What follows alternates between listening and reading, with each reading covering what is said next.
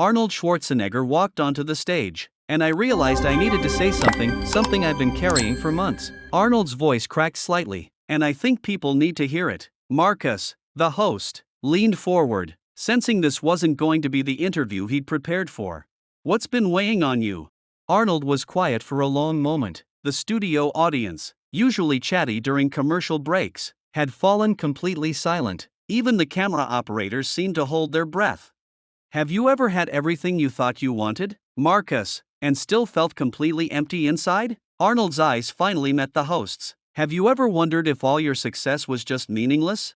The question hung in the air like a challenge. Marcus had interviewed hundreds of successful people, but none had ever asked him such a raw, personal question on live television. I think we all have moments of doubt, Marcus replied carefully. No, this isn't doubt. Arnold shook his head firmly. This is something else entirely. 3 months ago, I was sitting in my home gym at 2 a.m., and I had what I can only describe as a breakdown. Not about work, not about money or movies or any of that. I broke down because I realized I'd been running from something my whole life. The camera zoomed in on Arnold's face as he paused, collecting himself. Millions of viewers were now witnessing something unprecedented, one of the world's most private public figures opening up completely. What were you running from? Marcus asked gently. The truth about why things happen the way they do. Why some people suffer while others seem to have it all. Why life feels so unfair sometimes. Arnold's voice grew stronger. And why I'd spent years being angry at God for it.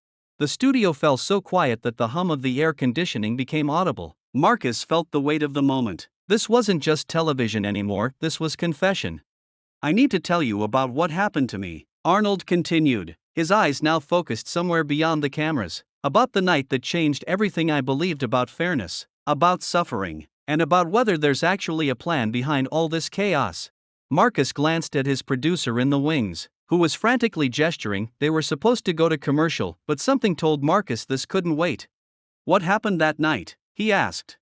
Arnold looked directly into the camera, as if speaking to each viewer personally. I met someone who taught me that sometimes the worst things that happen to us are actually the most important, and that trusting God's plan doesn't mean everything will be easy, it means everything will make sense eventually.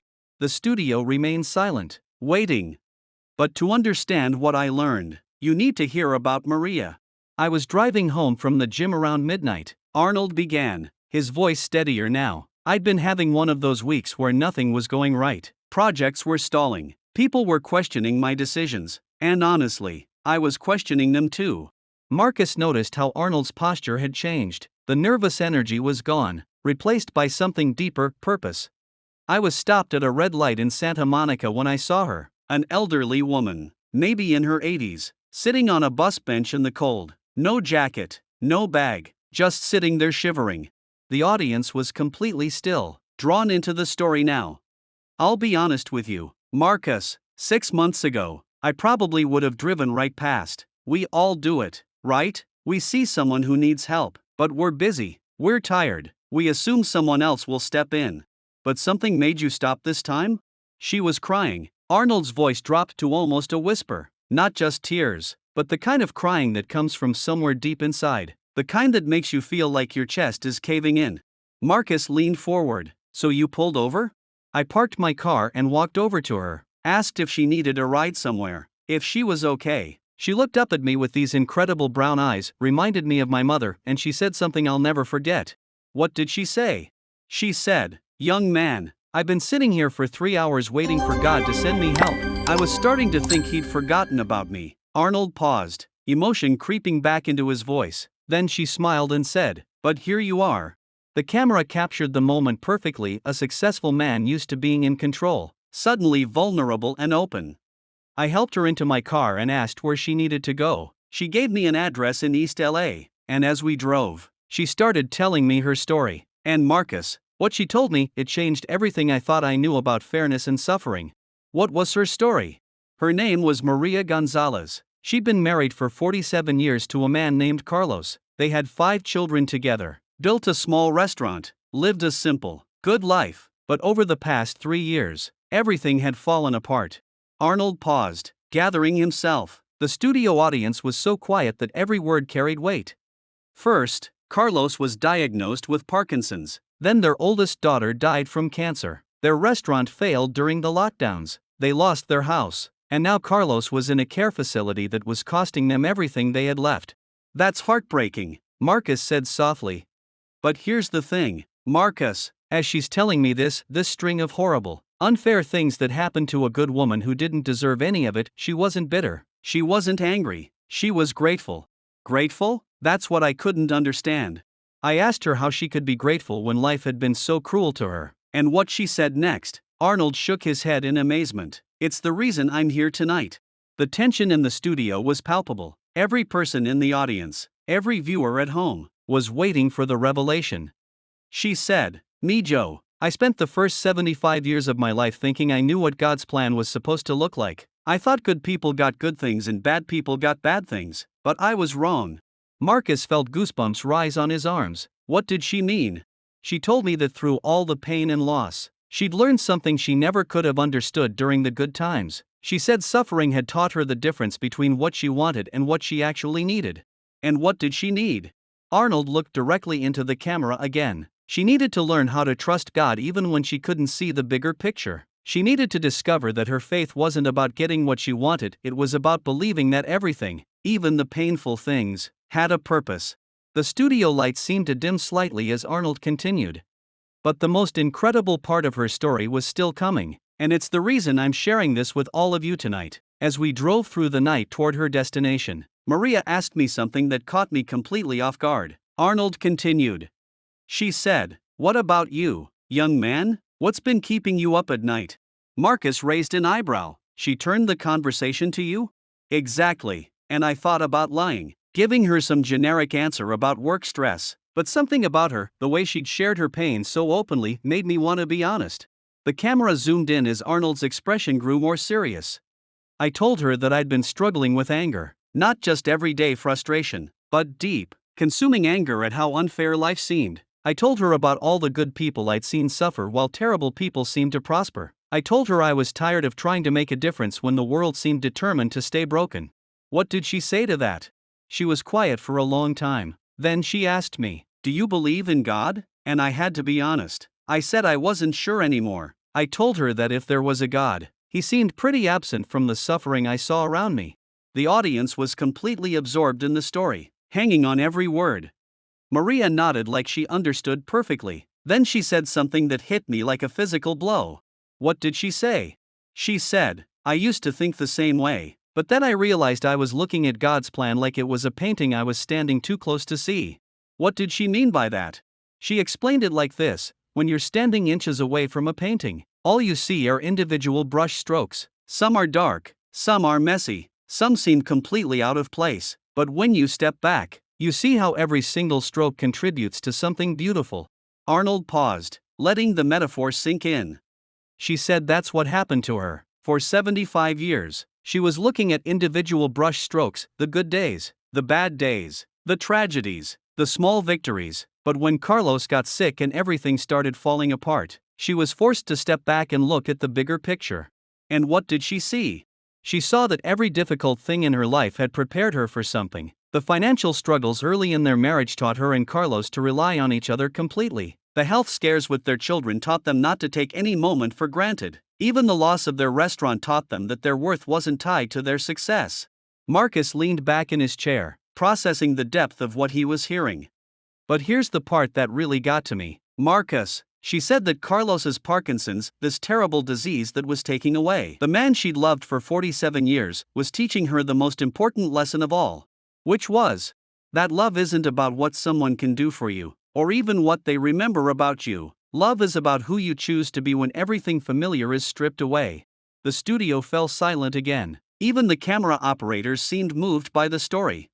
She told me that sitting by Carlos's bedside, watching him struggle to remember her name, had taught her that her faith wasn't about understanding God's plan, it was about trusting that there was a plan, even when she couldn't see it.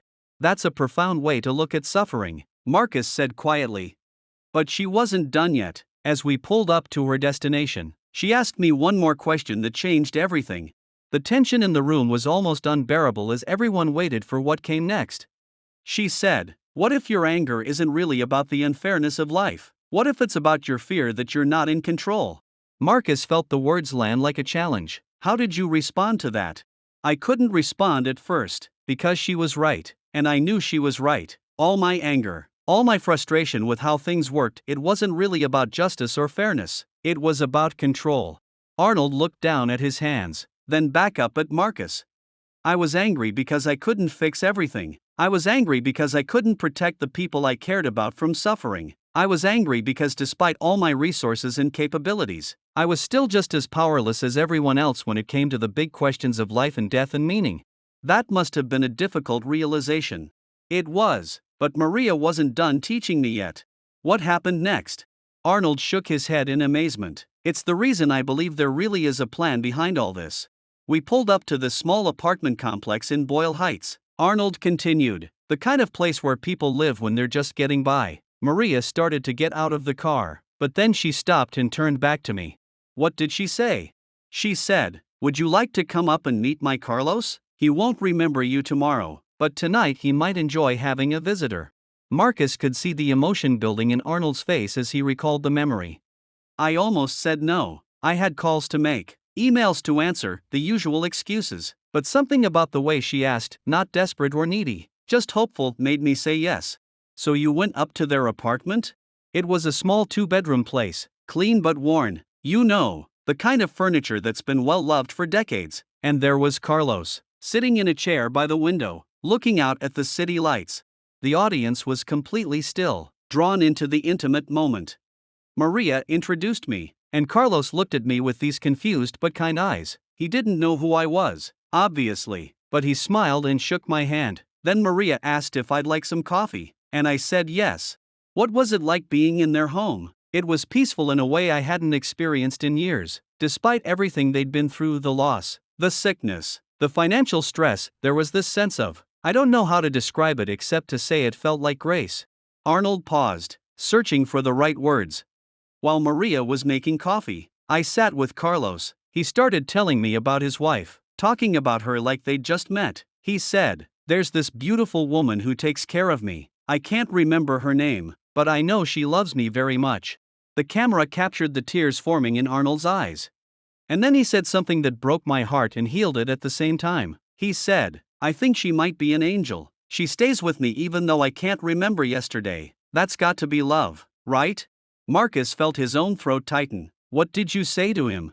I told him he was right, she was an angel. And yes, that was definitely love. But Marcus, here's the thing that still gives me chills when I think about it. What happened? Maria came back with the coffee, and Carlos looked at her like he was seeing her for the first time. His whole face lit up, and he said, there she is, my beautiful angel. The studio was so quiet that the sound of Arnold's voice seemed to echo. And Maria, instead of being sad that he didn't remember her name or their 47 years together, just smiled and said, hello, my love, I'm so glad to see you too. That must have been incredibly moving to witness. It was more than moving, Marcus, it was revelatory. I was watching a woman who had every reason to be bitter, every reason to feel sorry for herself, choosing joy in the middle of heartbreak, and she was doing it naturally, like it was the most obvious thing in the world. Arnold leaned forward, his voice growing more intense. I asked her later how she did it, how she found happiness in such a painful situation, and what she told me changed my entire understanding of what it means to trust God's plan. What did she say? She said, me Joe, I spent so many years trying to hold on to Carlos as he was, but God wasn't asking me to hold on to the past. He was asking me to love the man Carlos is today. And today, he's a man who sees me as an angel. How could I not be grateful for that? The profundity of the statement seemed to settle over the entire studio. She taught me that trusting God's plan doesn't mean understanding why things happen. It means believing that even in the worst circumstances, there are gifts if we're willing to see them. That's a powerful perspective. But the most powerful part was still coming, because what happened next proved to me that we'd both been part of something bigger than just a chance encounter. Marcus leaned forward, sensing they were approaching the climax of the story. What happened next? Something that convinced me beyond any doubt that God's plan is real, even when we can't see it. After about an hour, I was getting ready to leave. Arnold continued. Maria walked me to the door, and I thanked her for sharing her story with me. I told her she'd helped me more than she could know. How did she respond? She hugged me, this tiny woman giving me this enormous hug, and she said, God always sends us exactly what we need, exactly when we need it, even when we don't recognize it at first. Marcus nodded, absorbed in the story. But then she said something that made me stop in my tracks. She said, "I've been praying for weeks that God would send someone to help me with something important, someone with resources and connections who could make a difference." What did she need help with? The care facility where Carlos was staying during the day was going to close. Budget cuts, staffing problems, the usual story. Dozens of families were going to lose the only place their loved ones could get proper care. The audience seemed to collectively hold their breath. She said she'd been praying every night for God to send someone who could help save the facility, someone who understood business and had the means to make a difference. And she thought you were the answer to her prayer? That's exactly what she thought. But here's the thing, Marcus, she was right. I had the resources to help. I had connections with people who could solve the staffing issues. I could make a difference. Arnold's voice grew stronger, more passionate. But I never would have known about the problem if I hadn't stopped that night. I never would have met Maria if I hadn't seen her crying in the cold. And I never would have seen her crying if I hadn't been driving home at exactly that moment, feeling exactly the way I was feeling. So you helped save the facility? We did more than that. We expanded it. We brought in better equipment, hired more staff, created a program that became a model for other facilities across the state. The camera zoomed in on Arnold's face as he continued. But the most incredible part wasn't the business success. It was realizing that my anger, my frustration, my crisis of faith, all of it had led me to exactly the right place at exactly the right time to help someone who needed it. That's an amazing coincidence. No, Marcus, that's the thing, it wasn't a coincidence. It was a plan that required me to be broken down before I could be built up into someone who could actually help. The studio was completely silent as the full weight of the story settled over everyone. Maria taught me that God's plan isn't about making our lives easy, it's about making our lives meaningful. Sometimes that means going through difficult things so we can help others going through difficult things. How did this change your perspective on suffering? It changed everything. I realized that my anger at God was really anger at my own limitations. I wanted to be able to fix everything for everyone, and when I couldn't, I decided God must not exist or must not care. Arnold paused, collecting his thoughts. But Maria showed me that God's plan often works through our limitations, not despite them. My frustration led me to drive home late that night. My inability to fix everything led me to stop and help one person, and that one act of helping one person ended up helping hundreds. That's a profound way to look at divine providence. But there's more to the story, because what happened over the next few months proved to me that this wasn't just about the care facility. It was about something much bigger.